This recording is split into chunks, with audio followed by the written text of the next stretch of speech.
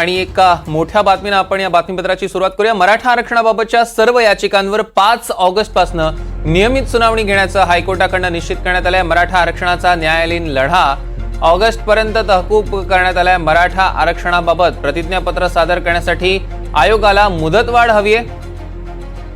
आयोगाचे वकील परदेशात असल्यानं कोर्टाकडे ही विनंती केली गेली आहे। 3 आठवड्यात राज्य मागासवर्ग आयोगाला आपली भूमिका स्पष्ट करण्याकरता मुभा आहे। त्यानंतर आयोगाच्या प्रतिज्ञापत्रावर इतर सर्व प्रतिवाद्यांना 10 दिवसात उत्तर देण्याचे हायकोर्टाकडून निर्देश दिलेले आहेत।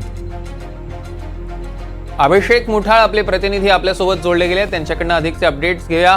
अभिषेक, काय सांगाल? 5 ऑगस्ट पासून नियमित सुनावणी।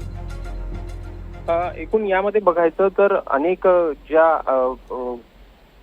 अनेक सुनावण्या ज्या आहेत, अनेक ज्या याचिका आहेत त्या आपल्याला इथं पाहायला मिळालेल्या होत्या आणि त्या सगळ्या एकत्रित करत आता 5 ऑगस्ट पासून नियमित सुनावणी जी आहे ती आपल्याला मराठा आरक्षणाबाबत होताना पाहायला मिळणार आहे। यामध्ये पाहायचं तर मराठा आरक्षणासंदर्भात प्रतिज्ञापत्र देखील सादर करण्यासाठी आयोगाला मुदतवाढ हवी होती।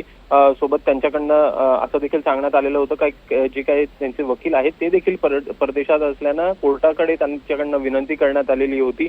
3 आठवड्यामध्ये राज्य मागास वर्ग आयोगाला आपली भूमिका जी आहे ती स्पष्ट करण्यासाठी सांगण्यात आलेलं आहे आणि त्यानंतर आयोगाच्या प्रतिज्ञापत्रावर इतर जे प्रतिवादी आहेत त्यांना 10 दिवसांमध्ये उत्तर देण्यासाठी निर्देश जे आहेत ते हायकोर्टाकडनं देण्यात आले आहेत आणि त्यामुळेच या सगळ्या याला काही कालावधी जो आहे तो आपल्याला लागताना पाहायला मिळणार आहे आणि त्यामुळेच कुठेतरी आज जी आहे ती न्यायालयीन लढा जो आहे तो ऑगस्ट पर्यंत आपल्याला हा जाताना पाहायला मिळेल आणि ऑगस्ट नंतर जे 5 ऑगस्ट नंतर नियमित सुनावणी जी आहे ती आपल्याला या मराठा आरक्षणासंदर्भात होताना पाहायला मिळणार आणि त्यामुळे कदाचित पुढच्या 2 ते 3 महिन्यामध्ये या संपूर्ण जे आरक्षणाचा हा तिढा आहे तो आपल्याला स्पष्ट होताना दिसेल।